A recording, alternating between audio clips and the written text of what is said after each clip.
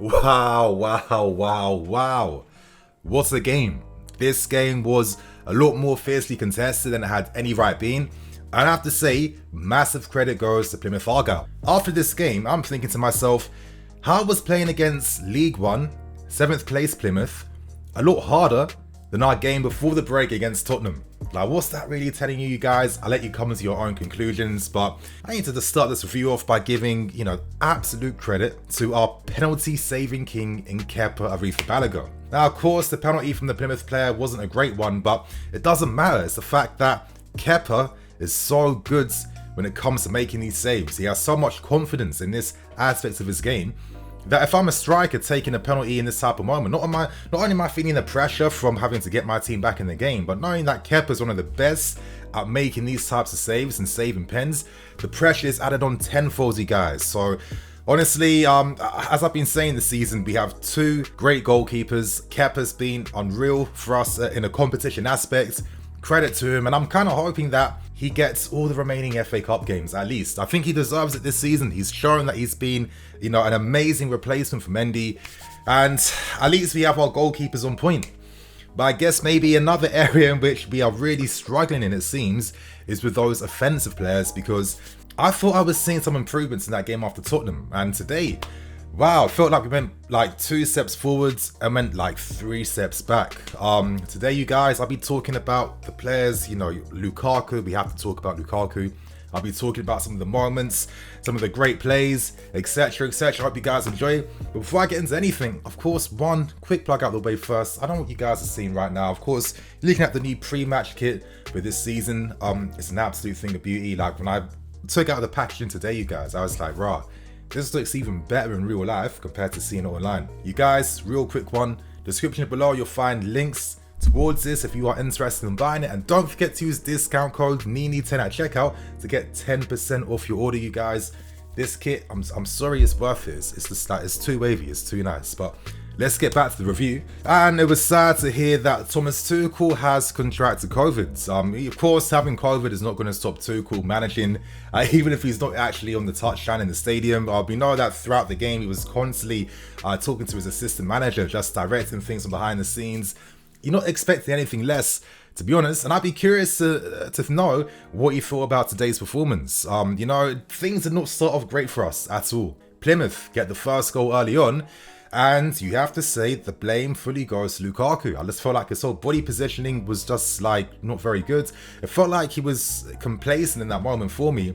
It took literally minimal amount of effort to like push him out of the way, and was a free header from there. And details like that, they can bite him in the ass. And I felt like today Plymouth created so much danger, especially like in extra time as well too, that when players aren't really doing the bare minimum like that, for me it's frustrating. And maybe now that I'm speaking about Lukaku, I feel like maybe I need to just get him out of the way right now so we can discuss better things in this review. It wasn't a great performance, and I can't help but think that he just looks like he doesn't really fit the team. And we already know from like many previous reports throughout the season that there was some discourse suggesting that, Tuchel understood that Lukaku is not the type of striker that's going to press from the front and add to that mobility that we saw last season under him, even though that mobility didn't really bring us any extra goals, but it made the team maybe just that like 10-15% tighter. I was of the belief that maybe we're going to see some changes in the team, in the system, to hopefully get the best out of them, because it felt like we need to find that middle ground, between like being a united team and of course killing games off and scoring goals, and we are still struggling with that. This was not a good performance from Lukaku, but at the same time, I'll always say as well too that I still think at times the system doesn't fully cater towards him. And I always mention this one particular aspect, which is anytime passes are played towards him, I don't see anyone close towards him receiving passes from him. At Belgium, Inter, you can go on, Everton, many players did that, and I get surprised because we have players that should, in theory, be able to do that. Your Mason Mount, your Kai Havertz in particular is one of the best when it comes to those late arrivals inside the box. I'm not being impressed with Lukaku. It's not been a good performance, but I'm still gonna maybe just be a bit more patient, because when you spend this type of money, I feel like, you know, I've been down this avenue before with your Shevchenkos, with your Fernando Torreses, with your Maratas, and many big name strikers signed for big money, who for some reason at this club are never able to really fulfill their game here. And for me, the main reason behind why they always flop is because we always sign strikers to do the opposite of what our system does. It doesn't make any sense. Let's hope that as the season goes on, we see some improvements here, because it's a bit worrying, to be honest. But anyway, let's continue on with the game. And I don't know, I feel like our start was a bit slow after we conceded the first goal. But as it was going on, we were starting to maybe take more influence in the game. I felt like Hakim Ziyech was like the main creative force in our game today, especially down that right-hand side. Constantly putting in some dangerous balls inside the box, constantly cutting inside, playing very intelligent like reverse balls in behind to find like underlapping runs of azpilicueta, overlapping runs of Mason Mount. Is there any surprise that it was his pass, which of course set up the move, which allowed us to score the equaliser? A great goal. Really nice and classy backheel shot. You know, after that, I don't know, it just felt like Plymouth, I thought maybe would like fold a bit more. However, these guys were playing for their lives. They were playing with passion. And for me in football, yeah, it really doesn't matter what level a team is playing at. As long as you show that 110% levels of application, any game at a professional level is going to be difficult. It's going to be hard, no matter how much money your players cost compared to players playing in, you know, divisions way below you. So big credit goes to them. But at the same time, I feel like maybe at times it can be quite easy to defend against, because it is a bit predictable. We don't always have that creativity, or we're not always doing, you know, different things in the game to unlock and break teams down. I guess it doesn't help when your strike isn't really meshing with anyone in the team. That's definitely going to limit how you play. And at times, it did feel like we were playing with 10 men, to be honest. But I don't know. We won today because of those high volume amounts of opportunities we were creating from wide areas, from cutback crosses in particular, set pieces, etc, etc. I mean, of course it's going to work, but I'm always going to think that we can still do more. Tuchel knows this, and I really think maybe the only way to really like salvage things and improve upon them is going to be in the summer window. So let's pray that for once the club gets the players, the right ones the manager needs to like take teams to a different level, because the board stop this from happening all the time, please. Just once this summer, yeah. But regardless though, even though this was a very difficult game, we still created good opportunities. And unlike a different game, those 3 opportunities in which we hit the post, these efforts go in the net. You know, Cover hitting the post twice, excellent shots. I thought Cover was really good in the game today. I thought that, especially from like a offensive point of view, he was taking many shots. He was making great, late man runs inside the box, not getting found out at times either. And he was really impressive. And of course, we can't forget Hudson-Odoi's aerial attempt rebounding off the crossbar. You know, it's nice to see that Callum can get in these areas. You know, Callum had an interesting game.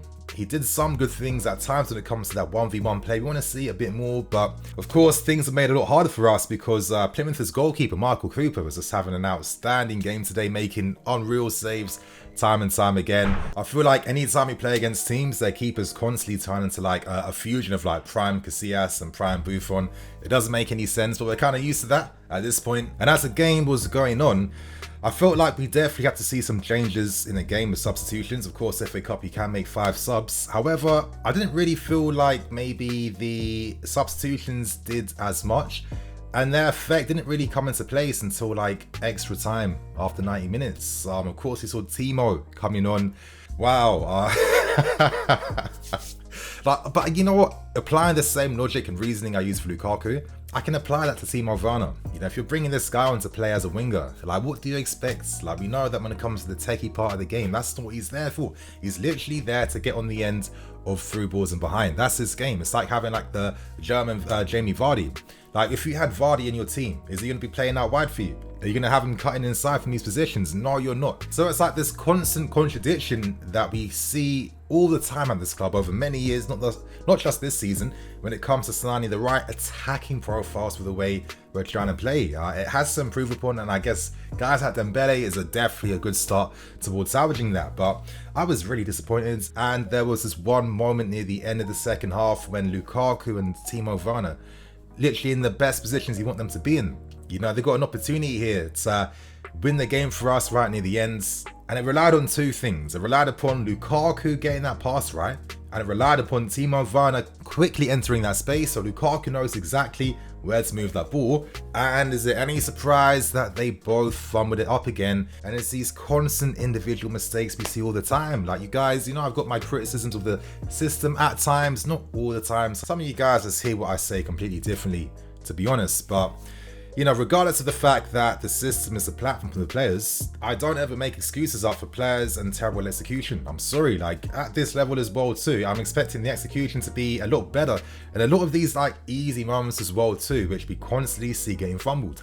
And my only explanation is that by now, during this part of the season, the understanding is still at such a poor level that we can't even take advantage of simple chance creation like this.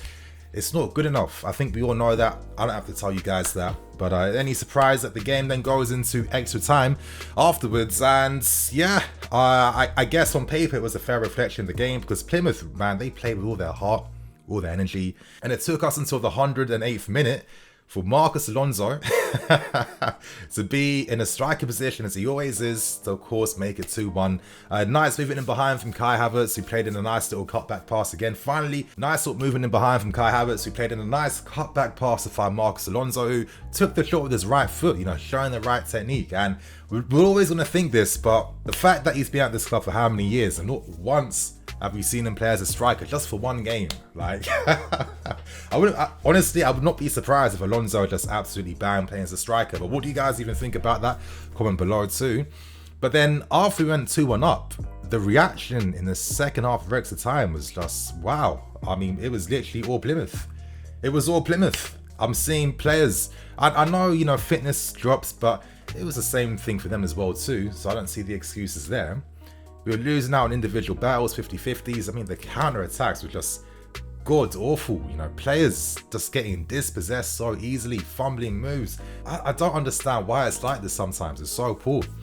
And for me, when they won their penalty in the end, personally, I thought it was just rewards for the way they played today. Malang Sarr, I guess, you know, eventually was going to get caught out for just like, you know, dilly-dallying on the ball. And I know that he's had decent games, I've said that myself too, but I'm sorry, in terms of just like his overall quality level that he displays on the field, it's not on that level that other players possess. I'm sorry, it's not. I don't care that it was like one or two decent games. And a lot of times, you know, we elevate performances because we expected a lot worse of these performances to begin with. So when it wasn't as bad as our expectations, we then over-elevate and overestimate just how impactful those performances were. Even though he does good things, there were still mistakes in his game. And I think for me, you know, playing left back today was very poor. You know, he's just too slow on the ball. And it's just like, for example, Kurt Zouma would constantly get criticized of being sideways, and taking too long.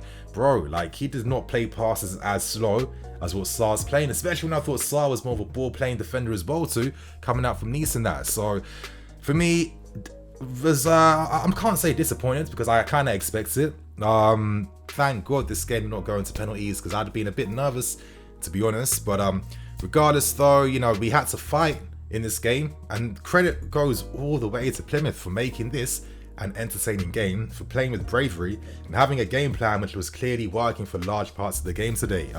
Let's see how we move on. Of course, we now have the Club World Cup to focus on. We all want to see us lift that trophy, of course, you guys. I'm so gassed and excited for it. And guys, on that note, regardless, we are through to the next round of the FA Cup. I'm the EFC, this is Blue Line CV. I'll catch you guys later with some more videos. Cool.